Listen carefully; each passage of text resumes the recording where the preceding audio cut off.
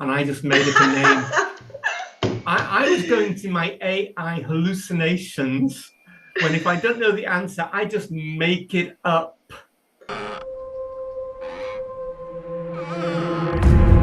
Welcome to Anna and Gary's East-West Coaching.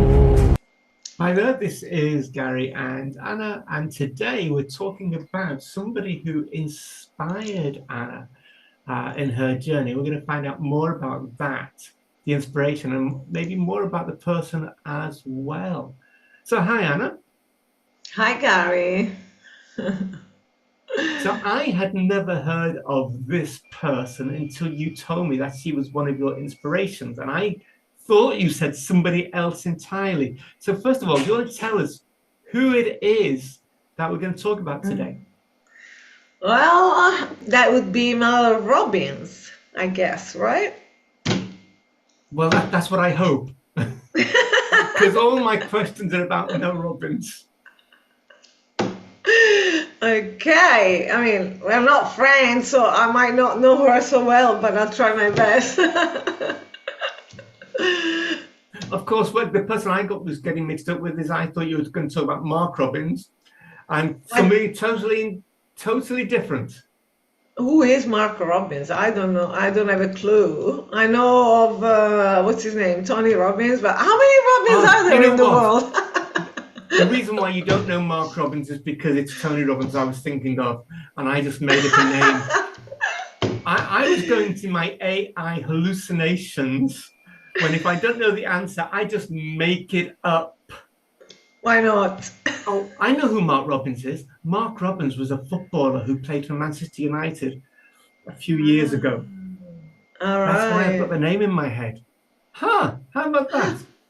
So for people like me and other people people like me who don't know who Mel Robbins is, can you tell me a little bit about her work and what's your general impression of her? So Mel Robbins is a very famous by now speaker. She wrote a few books. She invented the 5-second rule, and now she came out with her latest book, the Let Them Theory. Yeah, and I think she's an amazing human being because she also started from a difficult situation. Like she always says, when I started out, I think she actually, I didn't know, but she actually started as a coach. So she was trying to build, her business. And at the same time, she found herself in a difficult situation because her and her husband were in a very, how can I say, tense financial situation. They had some big debts, and the restaurant failed. The restaurant is her husband opened, and she always says, friends put in their money and family, and so once that failed, they were like, what are we gonna do? We owe people money, and it was a mess, basically. People down, it's not just them. Yeah, and so she also says that she had a difficult period with drinking, basically. I mean, I don't know at what level, but she did have something there. And so, for example, the 5-second rule, she just started one day. I think she was like lying on the couch and she was watching TV, and she saw something about space or something. And she was, wondering to herself, why can't I get, motivated to get up off here and start do whatever I need to do. And so I can't remember if it was in that moment that clicked, or while she was sleeping the day after. So she said, what if I just try counting backwards from 5 to 1, because it was like she was watching. Oh yeah, she was watching the launch of a spaceship, and they were counting backwards, right? And I don't know, she connected something there, obviously. So she started trying this trick, 5, 4, 3, 2, 1, and she noticed that as soon as she did that, basically her brain cut off in a way from the limitations. So she had that, I don't know, motivation to start straight away. She noticed that this worked when she counted backwards. This was a anti-procrastination tool, yeah? Yeah, sort of thing. Yeah, when when you don't have like courage, or when you're fearful in that moment, but you need to start something, or you're not motivated, just count backwards, and you can cut off that limitation in your brain. But you have to act straight away. As soon as you say 1, you have to do it. So I'd heard about that rule, but I didn't know it was Mel Robbins. And so it's great, isn't it, for people who just want to spend some more time in bed, or they want to keep on doing something rather than getting to work. And so the idea is, okay, right, I've got to do this 5, 4, 3, 2, 1, and I'm going to do it. Yeah. And something there clicks, doesn't it? It's the backward thing, because if you count forward 1, 2, 3, 4, 5, you can count forever, right? But if you do it backwards after the 1, there's the 0. Yeah, you have to do it. So in fact, I'm thinking about it, Anna. I used to do, 20, 30 years ago, I used to do this with my kids. If they weren't doing something, I'd go, right, I'm going to count 3, 2, 1, half, 1. And then suddenly they would kind of go and dash and do something, whatever it was I was trying to get them to do. Yeah.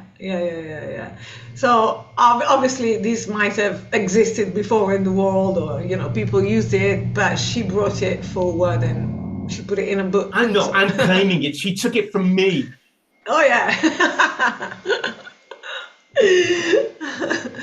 So yeah, there was that, and actually I did use that rule at the beginning of my journey, and it did help. It really did help when I had to get up, or when I had to do something difficult. It helped. So basically, she was the first person I met in the personal development world. She was the first one I saw, and thanks to her, I'm here, I think, because that's where it all started. She actually inspired me and gave me hope, because she was the first one I heard saying, change your brain and you can change your life, or change your mind, or something like that. Change your brain.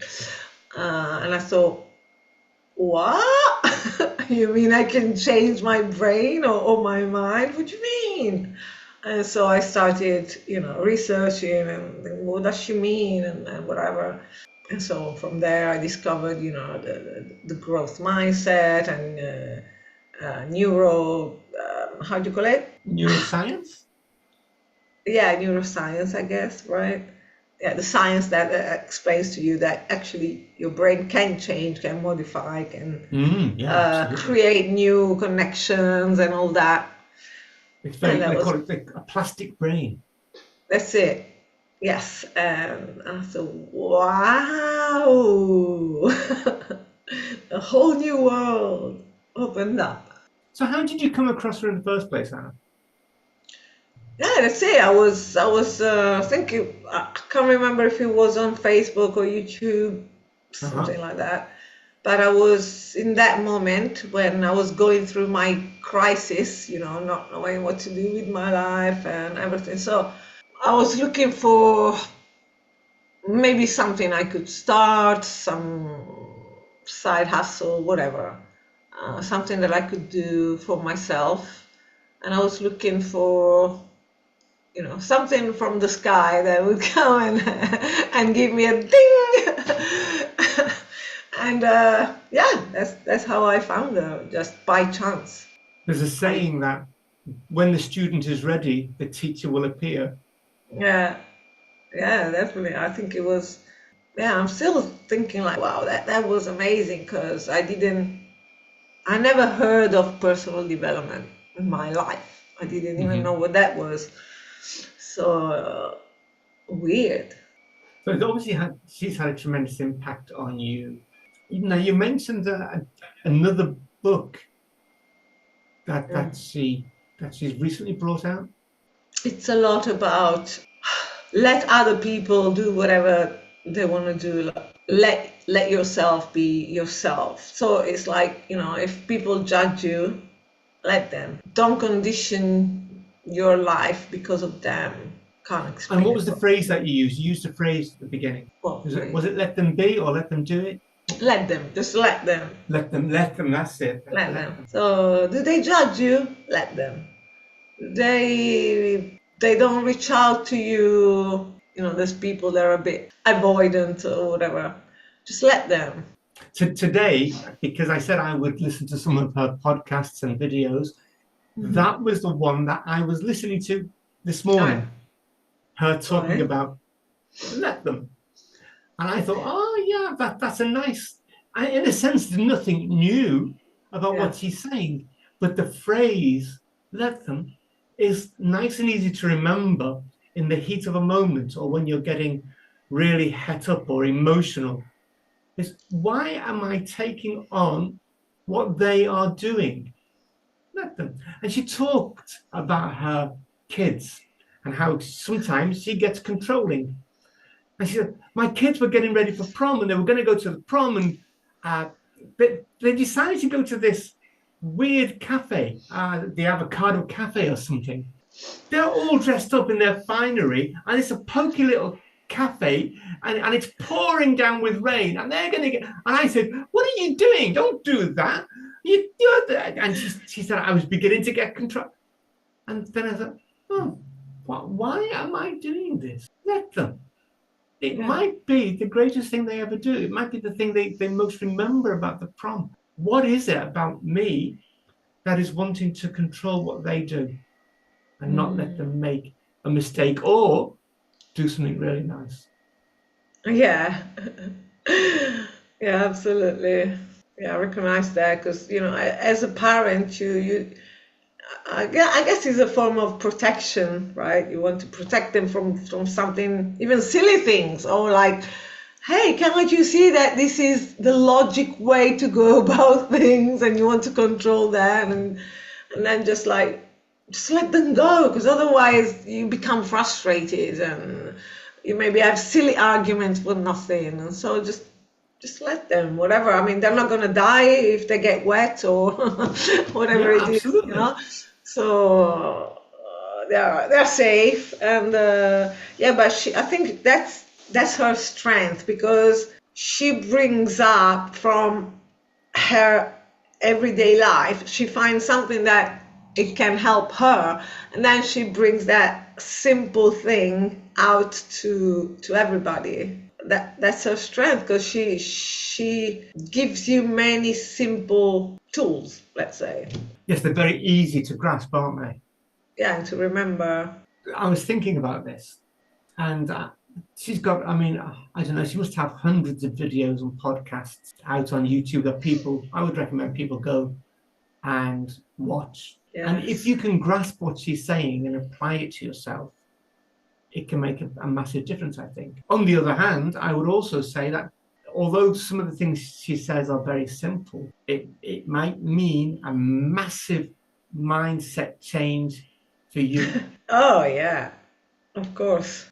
Even if things are simple, they might not be easy, especially at the beginning. If you're at the beginning of personal development, it's like, I mean, someone can say to you, well, what's the problem with getting up 10 minutes early? And to you, it might feel like your mind is screaming, like, no, this is so uncomfortable and I can't. And da, da, da, da, da, da. Yeah, it can be so challenging. Mm-hmm. It's normal if you've never done anything like this. So, what do you think, Anna? What do you think has influenced you the most from Mel Robbins? I love the way she's always encouraging. She gives you hope. She's a very authentic person, just herself. Well, obviously, I admire the way that, she can speak. Just her simplicity. She's like, down to earth. I think if people like a straight talker, somebody who just says it how it is and doesn't mess around with words like I do, then she's the person for you, because I think she's really down to earth, isn't she? Definitely, yeah. She is like, when you look at her, even if she's so famous and she's done many talks and books and whatever, but when she speaks, it's like if she was your neighbor, sort of thing, like one of you. Yes, I'm really glad that you introduced her to me, because it's given me somebody else to listen to with a slightly different slant, a different perspective. And I enjoyed listening to her, because she is quite easy to listen to as well, isn't she?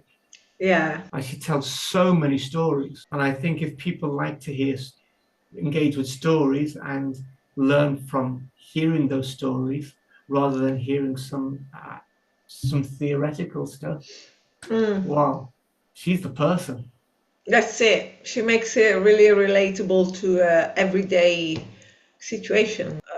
She's not like teaching you in a way. Yes. She's not teaching you anything in a way. She's putting it into reality. She brings it in with stories, with situations. So before we finish, is there anything else that you'd like to say about her, or recommend any particular books or any particular videos that you've seen that you think, yeah, that's the one? Yeah, she really helped me at the beginning. It was amazing. And actually, one thing that happened in one of her books, which, as I said, The High Five Habit, I think it's called. Go on, tell me about that before we finish. Oh my God, that was a whole thing, The High Five Habit. So, I don't know in England, but in American, like, high five is very common. Yeah, you see, she brings, like, it's amazing. She brings like everyday things that you might not think about, and she studies them, and it's like she finds out the research and the science behind that high five, and then she puts it in a book, or she puts it out there. It's like, that's her strength. But anyways, when you do high five to your friend or whatever, your mate. So she's saying, this high five, you do it to other people. Do you do it to yourself? Do you ever high five yourself? And so she started saying, high five yourself in the morning, in the mirror, saying, I've got you, we can do this. Saying to yourself encouraging words, and high fiving yourself more. It is a metaphor, obviously, but she was saying, do it for a month, and you see straight away the effect that it has on you when you do high five yourself in the mirror. And so that was another book. And it was funny because I don't know, well, I know how, but at the beginning I was also following her on Instagram, and she was saying, there's another thing that she was saying, when you focus on what you want to see, you will find it. So basically, every time she was going out, she would find, I want to find hearts. So she would find these hearts, she would see hearts everywhere, like in the leaves, in the stones, in her cappuccino in the morning, right? And so she challenged everyone that was following her to find hearts as well. So one day I was walking in the park and I found this stone, and it really had the shape of a heart. So I took a picture and I shared it with her on Instagram and whatever. And then after a while, I remember I was like blown away, because she's like, her team got back to me and said, hey, do you mind if we publish your picture in Mel Robbins' next book? And I was like, what? Wow. I couldn't believe it. It was just like, oh my God. And I said, yeah, of course you can take it. And so my picture is in her book. And I'm like, oh my God. I am I in Mel hope you got Robbins' good commission. book. No, of course not. It was for free and totally fine. Are you credited with it? No, I'm not. Come on. Credited for what? It's just a picture The and photographs. yeah, but it's an honor for me. Wow. I mean, when have I ever been in someone's book? Come on. And Mel Robbins' book. It's just, whoa, that blew my mind. It was like, oh my God. I wonder if anybody listening has got their particular favorite Mel Robbins book or Mel Robbins story. It'll be good to hear. Yeah, let us know in the comments. I'll let you know about Mel Robbins. I want to share. Lovely, Anna. I think that's probably time for us to finish. Thank you so much. Thank you so much, Gary. And thank you for introducing me to Mel Robbins. I really appreciate it. You're welcome. I wonder how many people I've talked to and said, you've got to hear Mark Robbins talk. And they go, a Man United footballer? Why? Hey. Dance for me. Dance, dance, dance, oh. And dance for me. Dance for me. Dance, dance, dance, oh. Dance for me.